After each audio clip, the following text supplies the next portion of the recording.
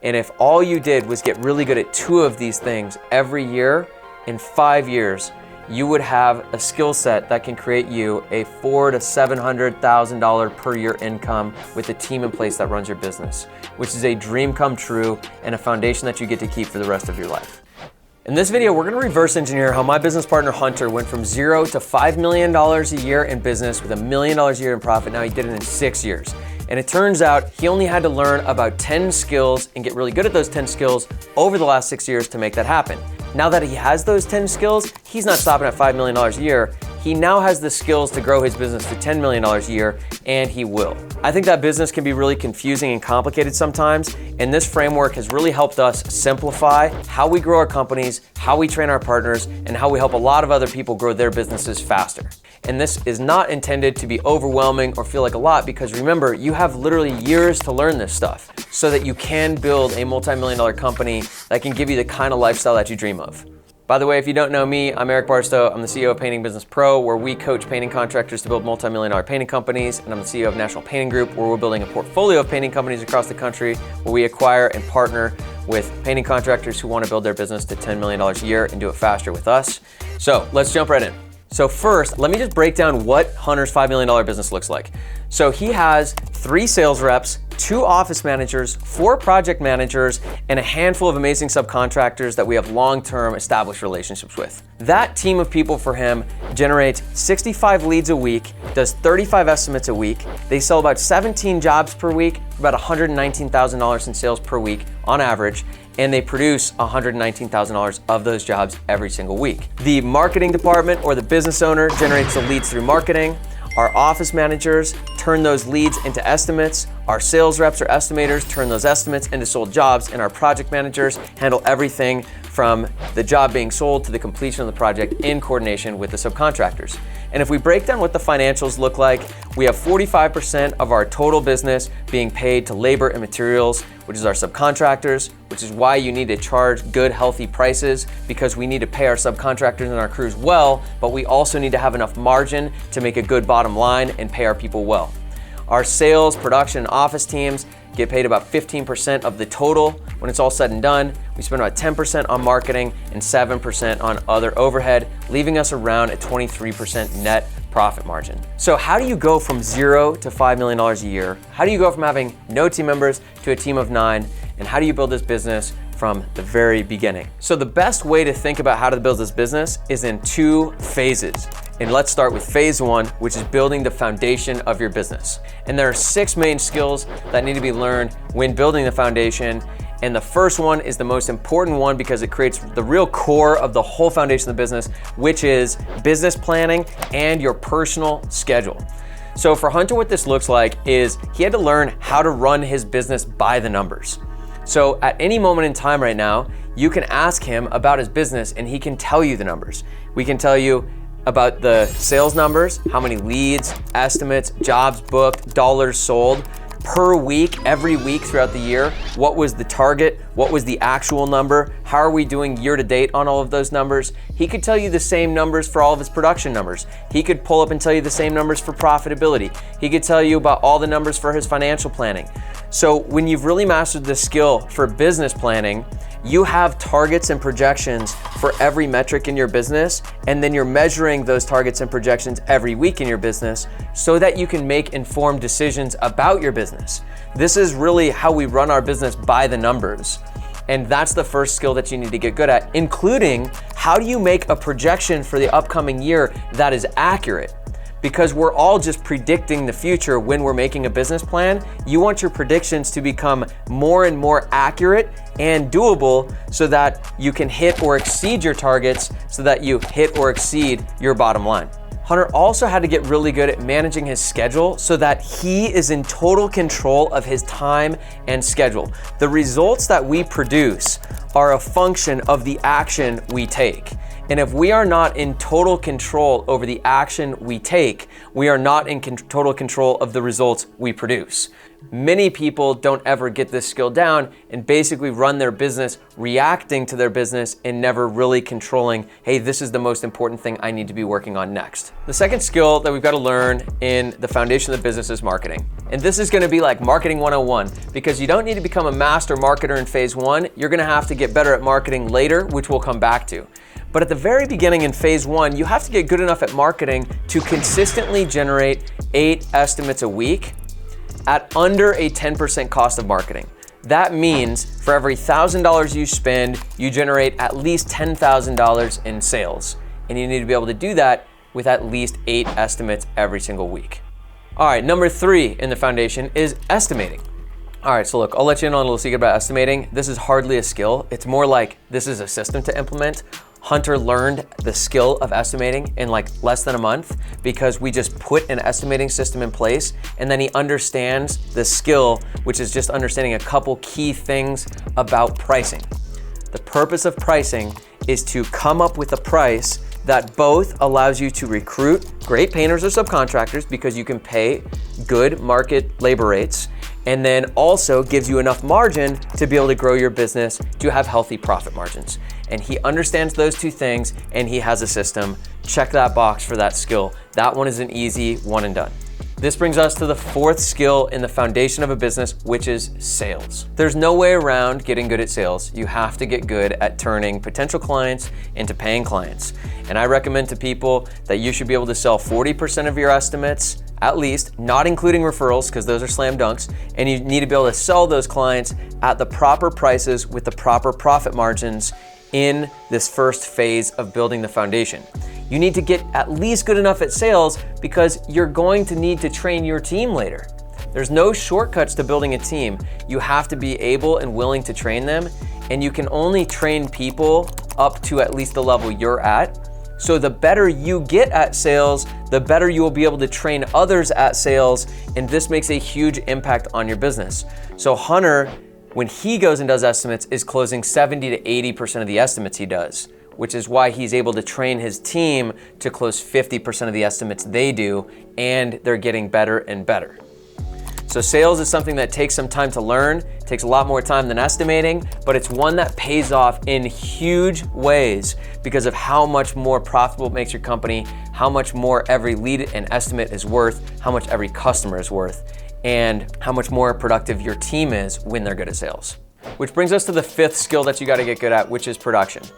Production is when we're delivering on our promises to clients, and this includes everything client-facing, the communication cadence that I have with customers, setting expectations, staying in communication, working with the customer to get their job ready, and scheduling the start date. It also includes everything subcontractor or painter facing, including recruiting, training, setting expectations, coordinating, scheduling, and making this whole thing all come together so that we can deliver on our promises to customers.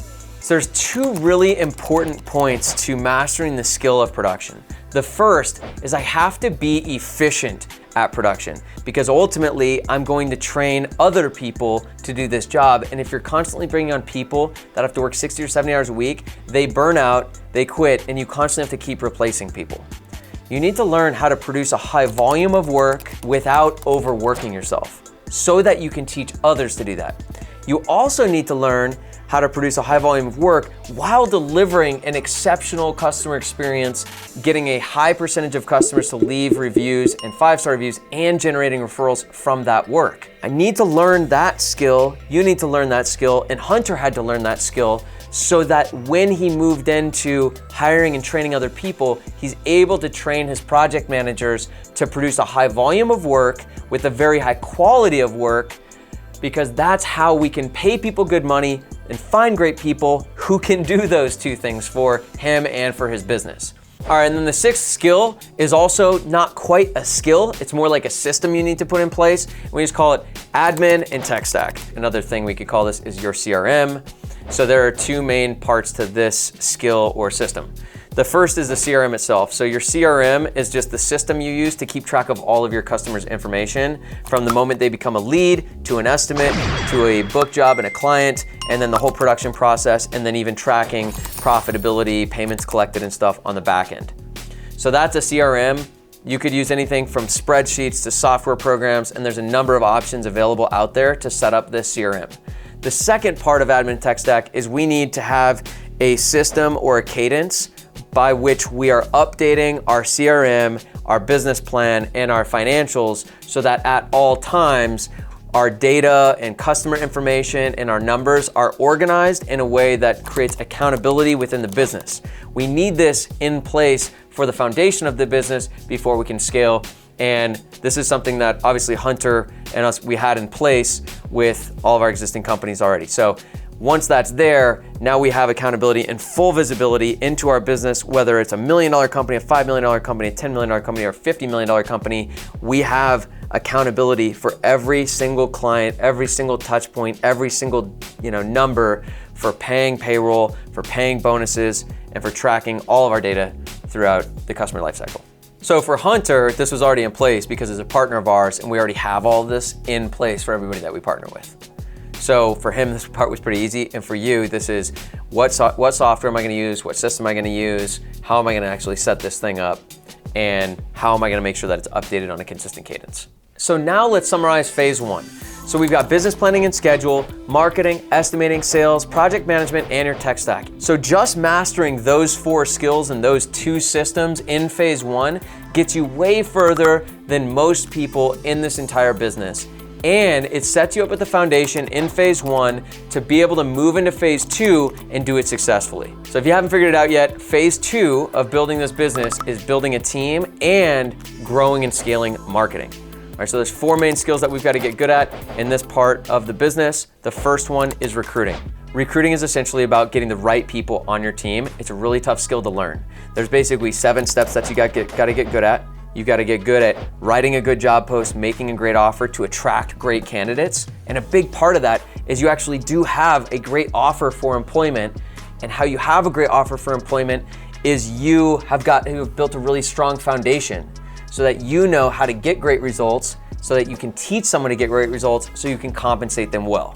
You just can't find great people for not great pay. Just because you're offering great pay doesn't mean everyone who applies will be great, but if you don't offer great pay, nobody great will apply. So we have to build a strong foundation, and then there's 7 steps in the recruiting process that you've got to get good at. We have a whole video on that you can check out. And even with expert guidance and hand-holding, this is something that we still have to learn the hard way. We will still make mistakes with hiring. It is a very difficult thing, and over time you get better and better and better at it. And as you do get better, you bring on better people who perform better, last longer, and contribute more to building your company. And that's what Hunter's gotten really good at in the last couple of years, is bringing on like superstar players that are a culture fit, who are perfectly qualified. And when you do that, you set yourself up for success with the next skill, which is training. So I think it helps to think of training in 2 different ways. There's onboarding, which is like the very beginning of their employment with you, and then there's training, which happens maybe for a year, 2 years, 3 years, or if you're at our company, it basically never ends. And Hunter had to get really good at both of those. So first, let's look at onboarding. So when someone first starts at a company, they need to get onboarded. They need to be taught every single one of the systems. They need to be able to read it and get taught it verbally. And then they need to be shown how to do it. So if you start working with Hunter, he's first gonna walk you through every one of the systems, like a classroom style, at a Starbucks, at his office, whatever. And then he's gonna go out and show you how it's done and reinforce everything that's in those SOPs. And then he's gonna observe you doing it and give you feedback. And that's onboarding. And then we say, okay, you've been trained all this stuff in classroom, we've talked through them all, I've shown you all of them, I've observed you, now you go and start to perform. And then we transition into ongoing training. And there's 2 things that are probably the most important things that you can do with ongoing training. And the first one is observation, and the second is role playing. So for your primary positions in a company, which is the office manager, the sales rep, and the project manager, the first thing that you can do when someone is underperforming is observe them. You can just watch them do those calls to clients, watch them do a pre-job walk-around, watch them do a final walk-around, watch them do a recruiting interview with a painter or subcontractor, watch them do an estimate, watch them make calls, watch them manage their CRM. Observe them, and under observation, you will see where they need to improve. Once you see where they need to improve, then it's your job to do the necessary training to improve with them, whether it's revisiting SOPs verbally, or it's demonstrating for them again how things are done, or it's giving them feedback and then circling back to observe again later. And that's something that Hunter's gotten really good at, where his team just performs at a really high level. And if you do this ongoing training long enough and well enough, you start to have people who are just simply performers.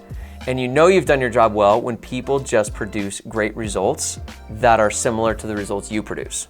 So the third skill with building your team is you need to learn how to manage people. And there's two main things that you need to learn how to manage people with. The first is you've got to learn how to manage people in their own role, in their own performance. That they're doing their job, they're doing it well, they're doing it consistently, they're performing well, they're succeeding. And then the second thing is learning how to manage people together, right? Because you're building a team, and I don't know if you've noticed, but people don't inherently work well together. There's almost always breakdowns, conflict, finger pointing, blaming. There's problems that happen and people get frustrated, often with each other, even if it's not necessary. So we need to learn how to manage both of those. We need to learn how to manage a team and a culture and team dynamics, and how to manage individual people. When you get good at this, you've got two things happening. One, you have an employee or a team member who is consistently performing at a high level, doing their job and doing it well without needing you. And you've got a team that works really well together and solves problems together without your constant need to intervene. And this is something that Hunter's gotten really good at, is how to build really high performing individuals who are reliable, consistent, do their job, do it well, and how to build an amazingly cohesive team that loves working together, that collaborates well together, that solves problems together, and that levels up together, where he can run his whole business working 10 hours a week maybe, and he's working now on how do I do that even less while having the results continue to go up by giving more and more responsibility to my team by leveraging the skills that he has already developed. So once you have all this in place, the last thing you need is you need more throughput, which is marketing. So we know how to build a team. Now all we need to do is bring more leads and customers through the front end of our business as estimates. So the fourth and final skill we need to get really good at in phase 2 of the business is marketing. Have to become masters at marketing and generating an ever increasing lead flow and qualified estimate flow. The more estimates we have, the more salespeople we can have doing those estimates, the more jobs we book, the more project managers we need, and the more painters and crews we need to handle all of that coming through. So the last skill is how do we take marketing from, in phase 1, 8 estimates a week, up to where Hunter's at is 35, up to where our other company is at, we're doing 65 estimates a week and beyond that. And there are a ton of ways to market in this business. It's just about getting really good as a marketer on how do we make all of these different marketing channels work and work effectively. Most people think that marketing like works or it doesn't, and people will spend money on marketing and then they look at the results and they say that didn't work, or oh my gosh, occasionally something worked. And that's the wrong way to think about marketing. Marketing is actually a skill. And really excellent marketers understand how to make marketing work. And you got to think about, as you build and grow this business, there are a ton of ways to generate potential customers for a business, but it's not an infinite number of ways. It's a finite number of marketing channels available. And as you get bigger and bigger, you need to figure out how to make them all work. Otherwise, that becomes the ultimate limitation to growing your business. And the most valuable form of marketing you can possibly get is referral and word of mouth marketing, which is why building an amazing team through recruiting the right people, training them, managing them, building a great culture on top of a great foundation is so critical, because when you can become a company that delivers an exceptional customer experience and gets a ton of word of mouth and referrals, it makes everything else in the business a lot easier. So there you have it. Those are the 10 skills that you've got to get really great at to build a multi-million-dollar company. Some of these skills you can get handled and master them within a month. Some of them will take you a year, and all of them, almost all of them, are skills you can continue to get better at. And as you get better and better at these skills, you will see the impact on your business. As you get better at sales, your revenue goes up, your profit goes up. When you get better at marketing, you do more estimates, your business grows, profit goes up. As you get better at training your team, their performance goes up and it impacts the business. So these are the 10 skills that you can continue to get better and better at. And it's the same skills you would apply at a $5 million business, a $10 million business, and beyond, there's just higher levels of what you're training people to do. And when you learn these skills, they are yours forever, and you will continue to get better at these skills, and you will reap the rewards of having developed these skills that most people don't take the time to develop. Business is simple. The results you have are the results you've earned and the results you're capable of. If you were capable of more results, you would have them. So go get better. So I hope you like this video. I hope it gives you some direction to simplify some things. Yes, there's a lot to do. Of course there is. Building a multi-million-dollar business is something very few people do. Making $700,000 to $1 million a year is something very few people do. But if you want more, we've got a lot more videos and help on our YouTube channel. You can subscribe, or if you want even more help, you can check out Painting Business Pro and our training program, where what we do is help accelerate the curve through learning all 10 of these skills from where you are at today until you're running that multi-million-dollar business. And we can save years off of that journey for you, because this is exactly what we do and what we've been doing with people for the last 10 years. So that's all I got. I hope this was helpful. Drop a comment below. Hopefully we'll talk to some of you guys soon, and we'll see you in the next video.